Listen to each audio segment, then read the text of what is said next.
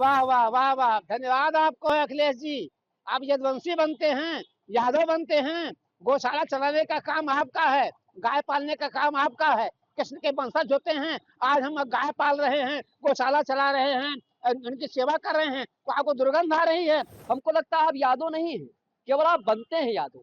आप, हमको लगता है आप किसी दूसरे धर्म को ज्वाइन कर लिए हैं। समाजवादी पार्टी भाजपा से लड़ते लड़ते कब सनातन विरोधी हो गई, इसको स्वयं अखिलेश यादव जी को आज विश्लेषण करना चाहिए। अरे वाह वाह वाह वाह, धन्यवाद आपको है अखिलेश जी। आप यदुवंशी बनते हैं, यादव बनते हैं, गौशाला चलाने का काम आपका है, गाय पालने का काम आपका है। कृष्ण के वंशज होते हैं, आज हम गाय पाल रहे हैं, गौशाला चला रहे हैं, उनकी सेवा कर रहे हैं, तो आपको दुर्गंध आ रही है, आप इत्र फैला रहे हो। यही बुद्धि आपके पास है। आप सपा के राष्ट्रीय अध्यक्ष बने हुए हो, गाय पालने वाले को, गौशाला पालने वाले को आप दुर्गंध फैला रहे हैं। आप जो है इत्र बेच रहे हो। कन्नौज, मुझे पता है कि इत्र में कितना घोटाला हुआ था, कितना आप लोगों ने किया था। आप सांसाई भाषा बोले हो, कभी राणा सांगा को उल्टा सीधा बोले हो, कभी औरंगजेब औरंगजेब की तरफदारी करे हो। अरे धन्य है अखिलेश जी, बुद्धि ठीक हो जाए। मैं तुमसे प्रार्थना करता हूँ, एक बार अयोध्या में आ जाओ, हनुमानगढ़ी में जाकर प्रणाम करो, राम जी को प्रणाम करो, अपने सैफई में हनुमान जी के मंदिर में जाकर प्रायश्चित करो, तुझे कोई माफ करने वाला नहीं है। जो व्यक्ति ये कहता हो कि गौशाला में दुर्गंध आ रही है, वह व्यक्ति यादव कैसे हो सकता है? तुम यादव कैसे हो सकते हो? तुम गोपालन कैसे कर सकते हो? है तेरे पास बुरी बात देने के लिए? सुधर जाओ, सुधर जाओ। अब सत्ता पाने वाले आप नहीं हो।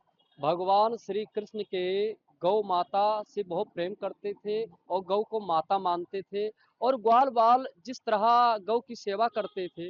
और आज यादव समाज में अखिलेश यादव जी हैं, और उनको गौ के गौशालों से गंध की बदबू आ रही है। वो कह रहे हैं बीजेपी गंध सूंघ रही, हम तो इत्र और सुगंध फैला रहे हैं। ये कहाँ मानसिकता गया, ये कहाँ संतुलन खो गया है उनका। उनको तो सोचना चाहिए कि हम यादव हैं, तुम इस तरह यादव हो। यादव लोग तो गौ माता और गौशाला खोलते हैं, गौ सेवा करते हैं, और तुम गौशाला के बदबू बता रहे हो। हमको लगता है आप यादव नहीं है, केवल आप बनते हैं यादव। आप, हमको लगता है आप किसी दूसरे धर्म को ज्वाइन कर लिए हैं, इसीलिए आपको गौशाला के जो बदबू है उसको आप गंद मारा। आप यादव नहीं है। आज से आपको मैं यादव नहीं कहूंगा अखिलेश यादव जी। आज से आप, हमको लगता है कि इस्लामिक में शामिल हो चुके हैं आप, इसीलिए इस तरह बोल रहे हैं। एक सच्चा यादव कभी गौ का अपमान नहीं करेगा, गौशाला का अपमान नहीं करेगा। और आप समाजवादी पार्टी के राष्ट्रीय अध्यक्ष हैं, और इस तरह जो हमारे यादव लोग हैं, जो ग्वाल बाल हैं, जो साधु संत हैं और गौ की सेवा करते हैं, गौशाला खोलते हैं, उनके हृदय में बहुत बड़ा चोट पहुंचा है आपके इस बयान पर। आप आइए अयोध्या में राम मंदिर के सामने माफी मांगिए, और अपना लुकना लगड़िए, और यादव से माफी मांगिए। जितने भी हमारे हिंदुस्तान में यादव समाज रहते हैं, उनसे आप माफी मांगिए। यादव समाज के चरणों का धूल आप पान कीजिए, तब आपका ये अपराध समाप्त होगा। ये उत्तर प्रदेश का दुर्भाग्य रहा, उत्तर प्रदेश वासियों का दुर्भाग्य रहा कि हमने समाजवादी पार्टी के नेता के रूप में अखिलेश यादव जी को पूर्व में मुख्यमंत्री चुना था, और बड़ा उम्मीद था इनसे कि ये यादव समाज से आते हैं, यादव परिवार से आते हैं। और यादव समाज तो हमेशा से गौ सेवक रहा है। यादव समाज को तो गौ पालक कहा जाता है, गौ सेवक कहा जाता है, गौ रक्षक कहा जाता है।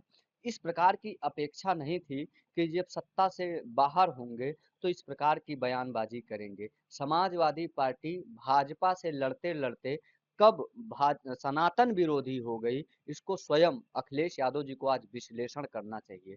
जिस प्रकार से वो साधु संतों के ऊपर अपमानजनक बयान दे रहे थे, प्रभु श्री राम पर अपमानित बयान दिया जा रहा था, अब उसी लाइन में एक कदम आगे बढ़ते हुए मैं मानता हूं कि ये सर्वाधिक यादव समाज को ही पीड़ा देने वाला बयान है कि गौशाला से दुर्गंध आता है।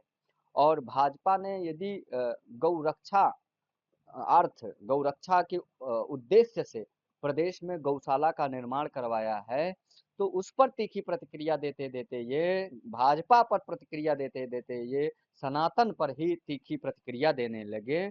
और मैं मानता हूं कि न सिर्फ उत्तर प्रदेश बल्कि भारत के हर घर में गौ सेवक पाए जाते हैं, और भारत के हर घर में गौशाला होती है। हमारे यहाँ तो जब पूजा पाठ होता है तो गौ माता के गोबर से घर को लीप के पवित्र किया जाता है, और उसके खुशबू से पूरा घर जो है सुगंधित हो जाता है और पूरे घर में सकारात्मक ऊर्जा का संचार होता है। लेकिन दुर्भाग्य है कि ये तथाकथित नेता जिन्हें हम बड़े-बड़े पद पर बैठा देते हैं, वही नेता हमारी गौ माता पर, हमारे गौ सेवकों पर, गौशालाओं पर और उन राजनीतिक पार्टियों पर भी जो सनातन की कहीं न कहीं सेवा करने की इच्छा रखती हैं, उस पर तीखी प्रतिक्रिया देते हैं। ये मैं मानता हूँ कि सनातन पर सवाल खड़ा कर किया जा रहा है, गौ माता पर सवाल खड़ा किए जा रहे हैं।